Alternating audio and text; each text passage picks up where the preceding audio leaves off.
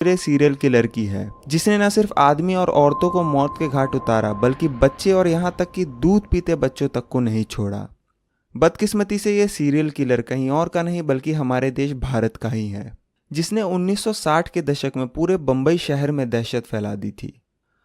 बॉम्बे या आज का मुंबई एक ऐसा शहर जो कभी सोता नहीं है, मगर उन दिनों इस सीरियल किलर का आतंक ऐसा फैला कि सूरज ढलते ही पूरी बम्बई में सन्नाटा फैल जाता था। आज की कहानी थोड़ी लंबी भी है, पर मुझे उम्मीद है कि अगर आप ये कहानी लास्ट तक सुनेंगे तो आपको ऐसा नहीं लगेगा कि मैंने आपका वक्त बर्बाद कर दिया। तो कहानी शुरू होती है साल 1968 से। जुलाई 1968 में बॉम्बे पुलिस को बोरीवली के पास पोईसर इलाके में एक मर्डर की जानकारी मिलती है। जब पुलिस स्पॉट पर पहुंचती है तो देखती है कि वहां एक झोपड़ी के बाहर एक आदमी की लाश पड़ी है और उसके सर पर बहुत ही बुरी तरह वार किया गया है। देखने से लग रहा था जैसे किसी नुकीली और मजबूत हथियार से हमला किया गया हो। उस झोपड़ी में एक औरत और एक बच्चा भी था। जब औरत से बयान लिया गया कि क्या उसने किसी को देखा तो उसने बताया कि रात को अंधेरा होने की वजह से वो कुछ देख नहीं पाई। इसके बाद पुलिस ने खाना पूर्ति के लिए केस तो दर्ज कर लिया, मगर जांच ढंग से नहीं की। पुलिस को लगा कि शायद किसी आपसी रंजिश की वजह से ये कत्ल हुआ होगा। मगर थोड़ी देर बाद ही पुलिस को पता चलता है कि वहां से कुछ किलोमीटर आगे मलाड की तरफ उसी रात एक और कत्ल हुआ है। यहां भी झोपड़ी के बाहर सो रहे एक शख्स के सर पर बुरी तरह हमला किया गया था। पुलिस यहां भी पहुंची, बयान दर्ज किया और निकल गई। इन दोनों मर्डर के बीच कुछ कनेक्शन हो सकता है, ये सोचा तक नहीं। इसके लगभग 6 से 7 दिन बाद मलाड में ही वेस्टर्न एक्सप्रेस हाईवे की तरफ एक झोपड़ी में सो रहे पति पत्नी और यहां तक कि उसके 2 महीने के बच्चे तक का मर्डर हो जाता है। जब पुलिस वहां पहुंची तो वो भी इस मौत के मंजर को देखकर दंग रह गई। यहां भी कातिल ने तीनों के सर पर किसी मजबूत नुकीली चीज से हमला किया था। मगर एक चीज जो यहां अच्छी हुई वो ये कि मर्डर के बाद कातिल अपना हथियार और छाता वहीं पर छोड़ गया था। पुलिस को वहां से एक लोहे की मोटी रॉड मिलती है जो आगे से नुकीली और मुड़ी हुई थी। इसके बाद पुलिस हरकत में आती है और अब पुलिस को 1 हफ्ते पहले हुए वो 2 मर्डर भी याद आते हैं जिसमें बिल्कुल इसी तरह सर पर वार करके कत्ल किया गया था। और अब पहली बार पुलिस को लगता है कि ये सभी मर्डर एक दूसरे से जुड़े हुए हैं। उसके बाद पुलिस उस हथियार और छाते को फिंगरप्रिंट की जांच के लिए भेजती है ताकि कोई सुराग मिल सके। मगर पुलिस को कोई फिंगरप्रिंट नहीं मिलता क्योंकि उन दिनों बॉम्बे में काफी बारिश हो रही थी और ये हथियार और छाता दोनों झोपड़ी के बाहर मिले थे, तो बारिश के पानी ने सभी उंगलियों के निशान मिटा दिए थे।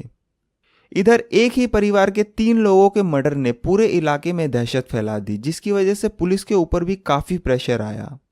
अब बॉम्बे पुलिस ने कातिल को ढूंढना शुरू किया, मगर कोई फायदा नहीं हुआ और इस घटना के 4-5 दिन बाद ही कांदीवली के हनुमान नगर इलाके में ठीक उसी तरह रात के समय एक स्कूल टीचर का कत्ल हो जाता है। इसके बाद एक एक करके कई कत्ल हुए, मगर पुलिस को कातिल का कोई सुराग नहीं मिला। अब तक जितने भी कत्ल हुए थे उन सभी में 3 बातें कॉमन थी। पहला कि सभी का मर्डर रात को 1 बजे से 4 बजे के बीच हुआ था। जितनी भी लाशें मिली उनमें से किसी का भी मर्डर दिन के वक्त नहीं हुआ था। दूसरा कि सभी को मारने का तरीका एक जैसा था, सभी के सर पर उस नुकीले हथियार से हमला किया गया था।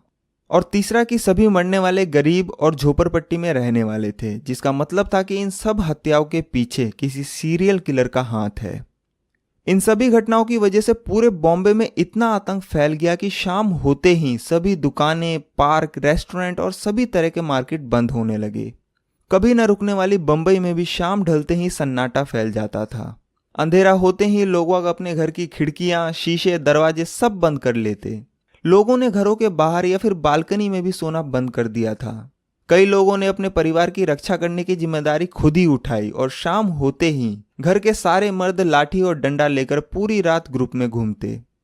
मगर इसकी वजह से एक गड़बड़ ये हुई कि जब भी इन लोगों को कोई अकेला भिखारी उस इलाके में घूमता नजर आता और उस पर थोड़ा सा भी शक होता तो वो उसकी पिटाई कर देते, जिसकी वजह से कई बेगुनाह लोग मरते मरते बचे।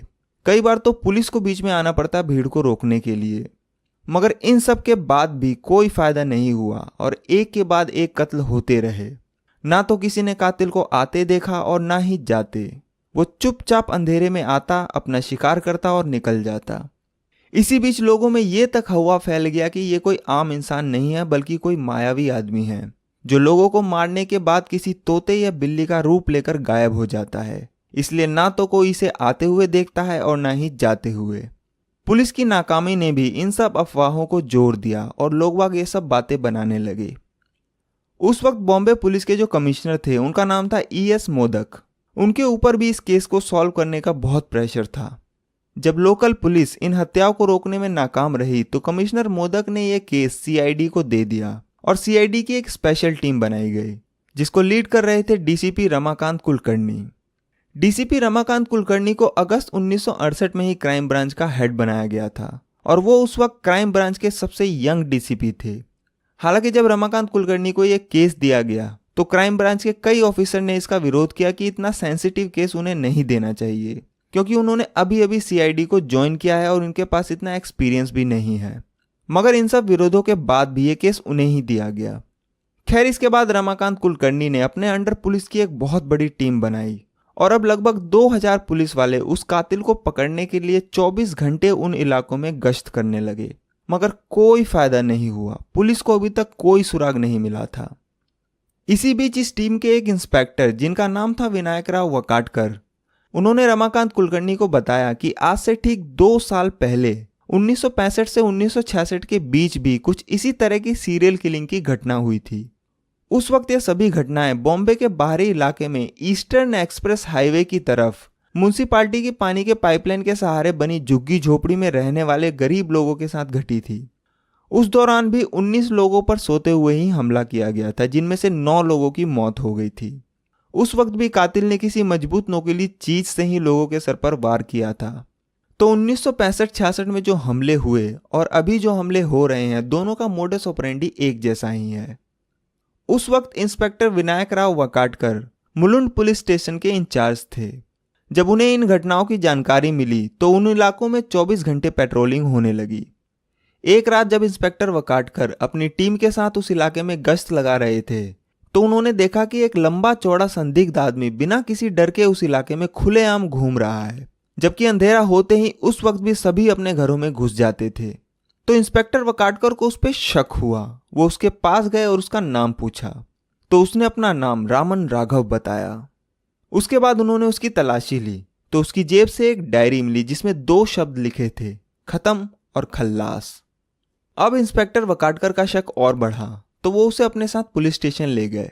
पुलिस स्टेशन पहुंचने पर इंस्पेक्टर वकाटकर ने जब इसकी हिस्ट्री खंगाली तो पता चला कि इसके और भी कई नाम हैं, जैसे सिंधी दलवाई, तलवाई, अन्ना, तंबी और वेल्लू स्वामी।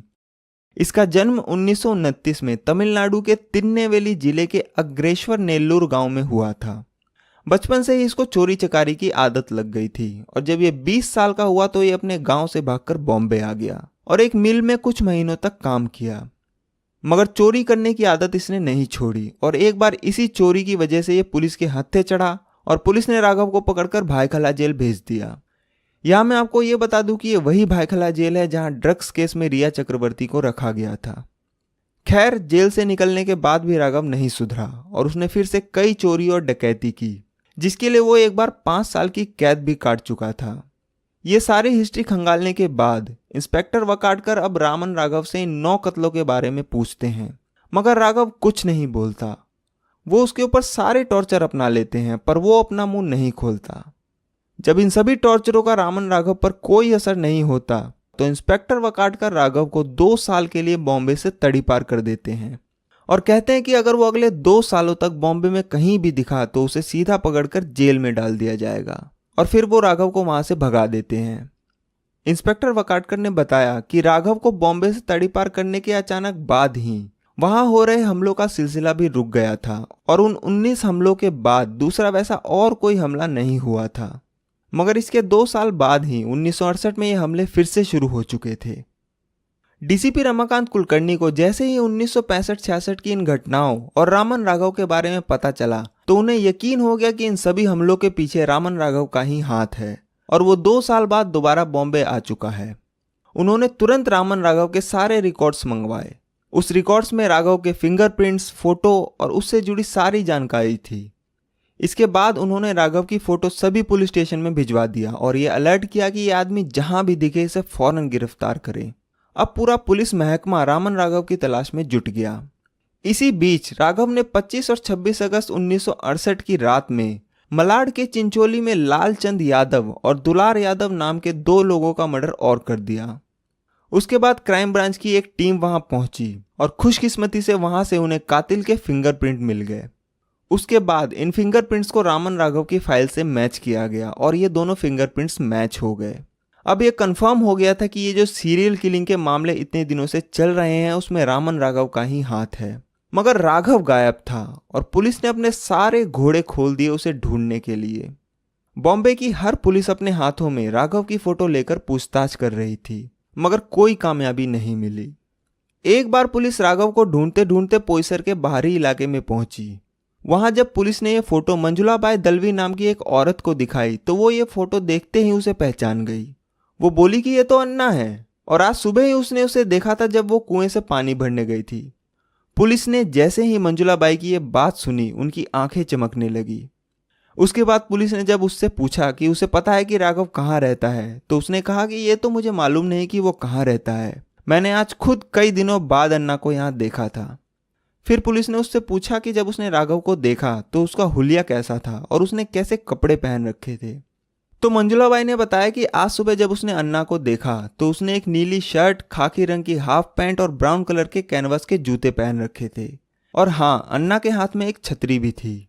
बॉम्बे पुलिस को जैसे ही ये जानकारी मिली उसने फौरन ही वायरलेस के जरिए सभी पुलिस स्टेशन में ये मैसेज फैला दिया कि अगर इस हुलिये का कोई भी संदिग्ध आदमी दिखे तो उसे फौरन गिरफ्तार करें।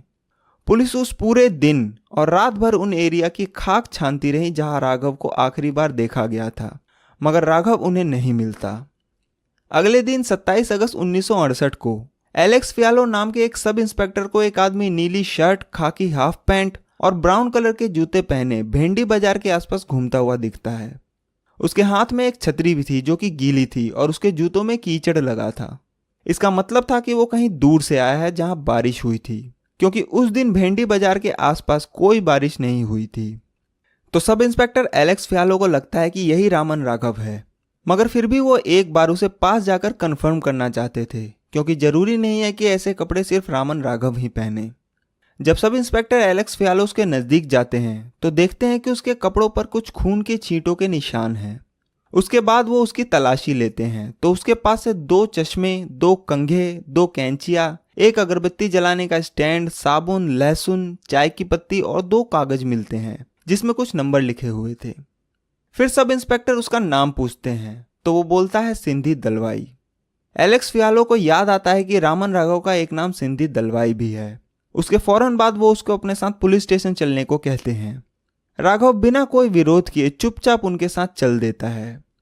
पुलिस स्टेशन पहुंचने के बाद एलेक्स फियालो अपने सीनियर को इसकी जानकारी देते हैं। ये सुनते हैं कि रामन राघव पकड़ा गया है, फौरन क्राइम ब्रांच के लोग वहां पहुंच जाते हैं और सबसे पहले उसकी उंगलियों के निशान लेते हैं और फिर मलाड चिंचोली मर्डर स्पॉट से मिले फिंगरप्रिंट से मिलान करते हैं। ये दोनों फिंगरप्रिंट मैच हो जाते हैं और दोनों फिंगरप्रिंट मैच होते ही उसी दिन 27 अगस्त 1968 को सीआईडी ऑफिशियली रामन राघव की गिरफ्तारी की खबर रिलीज कर देती है। तो इतने दिनों से जिस सीरियल किलर ने पुलिस की नाक में दम कर रखा था, फाइनली वो अब पुलिस के कब्जे में था। इसके बाद रामन राघव के पकड़े जाने की खबर जंगल की आग की तरह लोगों में फैलती है। उसी दिन शाम होने तक तकरीबन 2000 से भी ज्यादा लोग बॉम्बे पुलिस कमिश्नर और क्राइम ब्रांच के ऑफिस के बाहर जश्न मनाने लगते हैं। रामन राघव की गिरफ्तारी से पुलिस कमिश्नर ES मोदक इतने खुश होते हैं कि वो सब इंस्पेक्टर एलेक्स फियालो को 1000 रुपए का इनाम देने की घोषणा कर देते हैं। अब रामन राघव तो पकड़ा गया, मगर पुलिस और क्राइम ब्रांच के सामने चैलेंज ये था कि उसका गुनाह कैसे कबूलवाया जाए, क्योंकि 2 साल पहले भी जब उससे पूछताछ हुई थी तो उसने अपना मुंह नहीं खोला था। खैर, इसके बाद उससे पूछताछ शुरू हुई और उससे कई सवाल पूछे गए, मगर वो चुपचाप बैठा रहा। पुलिस को पता था कि इस पर मारपीट का भी कोई असर नहीं होने वाला, इसलिए उन्होंने प्यार से भी उसे अपना गुनाह कबूल करने को कहा, मगर वो कुछ नहीं बोला। राघव का इंटेरोगेशन करते करते 2 दिन बीत गए। पुलिस ने उसके साथ सारे हथकंडे अपना लिए, मगर उसने अपना मुंह नहीं खोला। आखिर में थक हार कर किसी पुलिस वाले ने उससे ऐसे ही पूछ लिया कि अगर उसे कुछ चाहिए तो वो बताए। रामन राघव बिना एक पल गवाए 2 दिन बाद पहली बार बोला, मुर्गी। उसके बाद वहीं पास के एक होटल से उसके लिए चिकन करी मंगाई गई और उसे दी गई। राघव ने प्लेट चाट चाट कर चिकन खाया और कुछ मिनटों में ही सारा खत्म कर दिया। उसके बाद उससे फिर पूछा गया और कुछ चाहिए, तो वो दोबारा बोला मुर्गी। फिर उसके लिए दोबारा चिकन मंगाया गया और चिकन खत्म होने के बाद एक बार फिर उससे पूछा गया कि उसे और कुछ चाहिए तो बता दे। तो वो बोला उसे नारियल का तेल, कंघी और शीशा चाहिए और एक वेश्या भी चाहिए, वो उसके साथ सोना चाहता है। मगर उसकी वेश्या वाली ख्वाहिश को मना कर दिया गया क्योंकि कानून इसकी इजाज़त नहीं देता। मगर हाँ, उसके लिए नारियल तेल, शीशा और कंघे का जरूर इंतजाम किया गया। उसके बाद उसने वो नारियल तेल अपने बालों में लगाया और फिर उस तेल से पूरे शरीर की मालिश की और उस तेल की खुशबू की तारीफ भी की। इसके बाद उसने कंघे से अपने बाल बनाए और शीशे में बहुत देर तक खुद को एक हल्की सी मुस्कुराहट के साथ देखता रहा। थोड़ी देर बाद वो पुलिस की तरफ मुड़ा और बोला कि अब पूछो जो भी आपको मुझसे पूछना है। उसके बाद पुलिस ने शहर में हो रहे मर्डर के बारे में पूछा तो राघव बोला ठीक है, मैं आपको सब कुछ बताता हूँ। और रामन राघव ने अपनी कहानी शुरू की। वो बोला कि 2 साल पहले 1966 में जब उसे बॉम्बे से तड़ी पार किया गया था तो वो वहां से पुणे की तरफ चला गया और वडगांव, देहू और तलेगांव नाम की जगहों पर चोरी चकारी का काम शुरू कर दिया। तलेगांव में एक बार वो एक चाय की दुकान पर गया और उसने वहां एक कड़क प्योर दूध की चाय बनाने को कहा, मगर चाय वाले ने उसकी चाय में दूध कम और पानी ज्यादा डाल दिया। इस बात पे उसे बहुत गुस्सा आया और उसी वक्त उसने उस चाय वाले का मर्डर करने का फैसला कर लिया। शाम को जब चाय वाला दुकान बंद करके अपने घर जाने लगा तो वो भी उसका पीछा करने लगा। मगर इसी बीच वहां पुलिस आ गई और पुलिस ने उसे एक चोरी के केस में पकड़ लिया और फिर 1.5 साल के लिए वडगांव जेल भेज दिया। राघव ने बताया कि जब वो 1.5 साल बाद जेल से बाहर आया तो वो वहां से ट्रेन पकड़कर कर्जत महाराष्ट्र आ गया और फिर कुछ दिन कर्जत में बिताने के बाद वो जुलाई 1968 में बोरीवली बॉम्बे पहुंचा।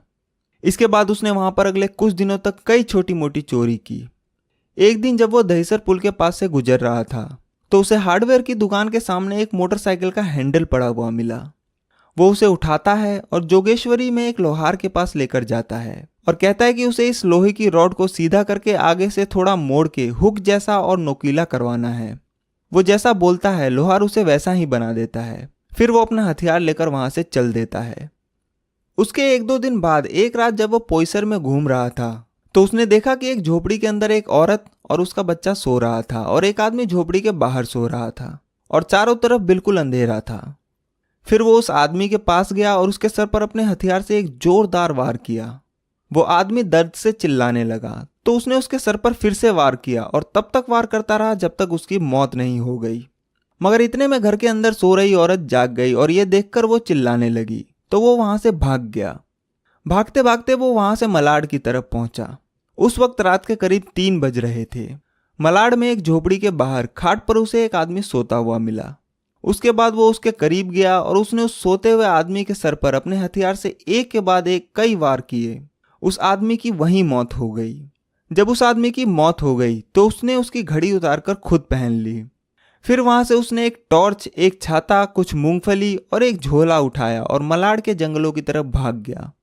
उस झोले में से उसे कुल 262 रुपए मिले थे। राघव ने बताया कि इसके कुछ दिनों बाद जब वो एक रात मलाड के वेस्टर्न एक्सप्रेस हाईवे की तरफ से गुजर रहा था तो उसे एक सुनसान जगह पर एक झोपड़ी दिखी। वो पीछे की तरफ से झोपड़ी के ऊपर चढ़ गया और ऊपर से झोपड़ी के अंदर झांकने लगा। उसने देखा कि अंदर एक औरत अपने बच्चे को दूध पिला रही थी। उस औरत ने एक सोने का मंगलसूत्र पहन रखा था।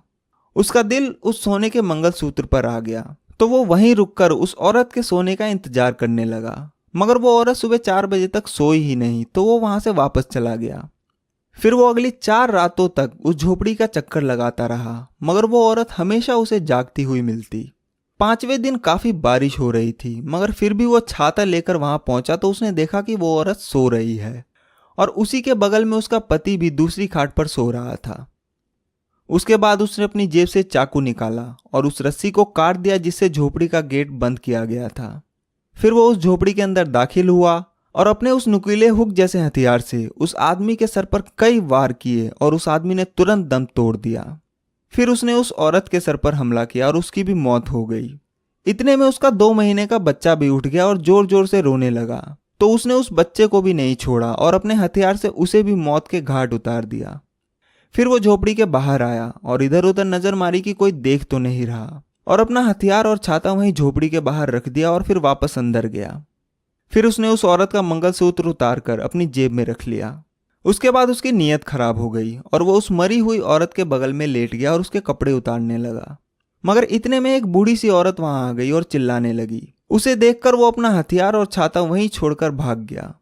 अगले दिन वो अपना हथियार और छाता लेने वहां वापस गया, मगर उसे वहां कुछ नहीं मिला, क्योंकि पुलिस ने उसका हथियार और छाता फिंगरप्रिंट कलेक्ट करने के लिए भेज दिया था।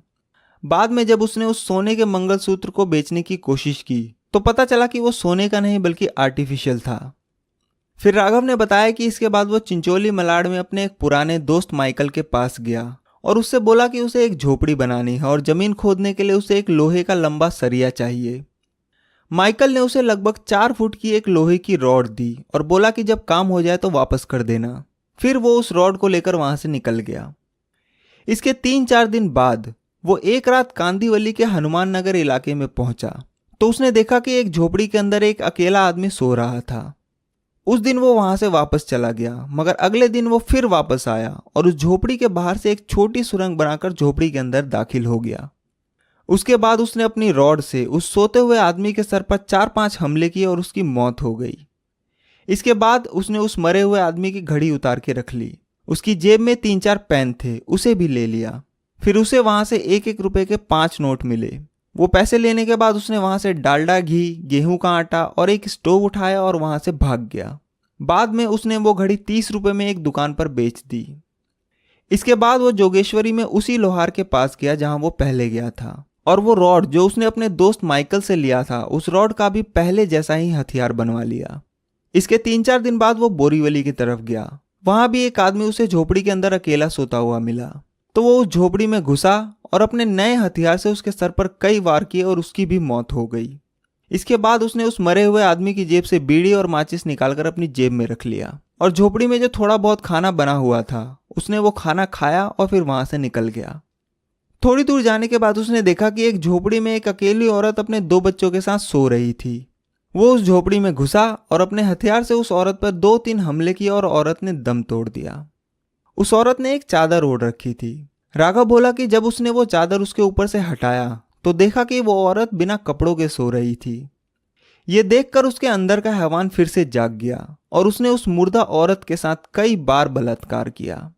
जब उसका मन भर गया तो वो वहां से उठा और झोपड़ी में जो भी खाना था उसे खाया और वहीं पर रखी चाय पत्ती को लेकर वहां से भाग गया। अपने कबूलनामे में उसने ऐसे ही कई और कत्लों के बारे में बताया।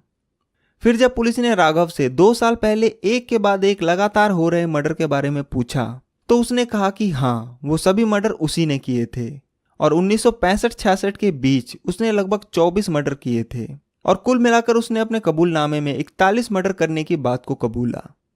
उसने बताया कि ये मर्डर 41 से भी ज्यादा हो सकते हैं, पर अभी फिलहाल उसे इतना ही याद है। जब पुलिस ने उससे पूछा कि उसने इतने सारे लोगों को क्यों मारा तो वो बोला कि ये सब गंदे लोग थे और भगवान ने मुझे इन सबको मारने के लिए कहा था। अब पुलिस को उसका कबूलनामा तो मिल गया, मगर अब जरूरी था उसका हथियार, क्योंकि कोर्ट में उसे गुनहगार साबित करने के लिए कत्ल में इस्तेमाल हुए हथियार का बहुत बड़ा रोल होता है। तो जब पुलिस ने रामन राघव से पूछा कि जिस हथियार से उसने सबका मर्डर किया वो कहाँ है, तो वो पुलिस को अपने साथ आरे रोड के जंगल में ले गया और वहां एक झाड़ी से अपने हथियार निकाल कर दिए, जिसमें उसका वो लोहे का नोकीला हथियार और चाकू था। उसके बाद पुलिस ने जोगेश्वरी के उस लोहार का भी बयान दर्ज किया जहां राघव ने अपना हथियार बनवाया था, और फिर राघव के दोस्त माइकल का भी बयान लिया और एक मजबूत केस बनाया। रामन राघव के पकड़े जाने के लगभग 10 महीने बाद 2 जून 1969 को कोर्ट में राघव का मुकदमा शुरू होता है। मगर मुकदमा शुरू होते ही डिफेंस के वकील पीवी पवार राघव के बचाव में बोलते हैं कि रामन राघव की दिमागी हालत ठीक नहीं है। उसने जब भी कोई कत्ल किया तो उसे यह मालूम ही नहीं था कि वो क्या कर रहा है और वो इस लायक नहीं है कि अपने ऊपर लगे इन इल्जामों को डिफेंस कर सके। मगर सरकारी वकील एम.बी. वोरा ने डिफेंस की सभी बातों का विरोध किया। दोनों वकीलों की बात सुनने के बाद कोर्ट ने रामन राघव को दिमागी चेकअप के लिए बॉम्बे के पुलिस सर्जन के पास भेजा, जिन्होंने अगले 3 हफ्ते तक राघव की दिमागी हालत को परखा और फिर कोर्ट में अपनी रिपोर्ट भेजी। इस रिपोर्ट में उन्होंने बताया कि राघव की दिमागी हालत बिल्कुल ठीक है और उसने जो भी किया उसे पता था वो क्या कर रहा है। इस रिपोर्ट और सभी दलीलें सुनने के बाद कोर्ट के जज सीटी दीघे ने रामन राघव उर्फ सिंधी दलवाई को दोषी करार दिया और उसे मौत की सजा सुनाई। इसके बाद यह केस हाईकोर्ट पहुंचा। वहां भी राघव के बचाव पक्ष की तरफ से यही दलील दी गई कि इसकी दिमागी हालत ठीक नहीं है। तो हाईकोर्ट ने 3 साइकेट्रिस्ट की एक टीम बनाई जिन्होंने रामन राघव के कई इंटरव्यू लिए और अपनी रिपोर्ट में उन्होंने कहा कि राघव क्रोनिक पैरानॉइड सिजोफ्रेनिया नाम की एक बीमारी से ग्रस्त है, जिसमें कि इंसान को यह पता नहीं होता कि वो जो कर रहा है वो सही है या गलत। जब ये रिपोर्ट कोर्ट में पेश की गई तो हाईकोर्ट ने 4 अगस्त 1987 को रामन राघव की मौत की सजा को उम्र कैद में बदल दिया और उसे पुणे की यरवदा जेल भेज दिया गया। और फिर इसके 8 साल बाद 1995 में किडनी फेल होने की वजह से ससून हॉस्पिटल में रामन राघव की मौत हो गई। पूरी दुनिया में अब तक जितने भी खूंखार और बड़े सीरियल किलर हुए हैं उनमें आज भी रामन राघव का नाम शामिल है। आज 2021 में उस घटना को हुए 50 साल से भी ज्यादा हो गए, मगर कई लोग